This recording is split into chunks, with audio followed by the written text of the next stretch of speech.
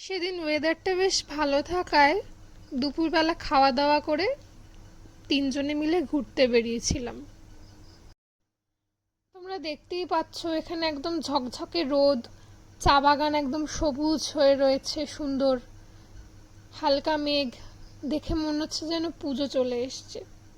হিন্দিতে একটা কথা আছে না, সফর কা মজা লো দোস্ত।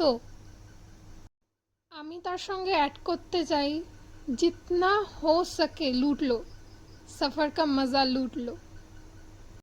मंजिल का चिंता मत करो, बस सफर का मजा लो।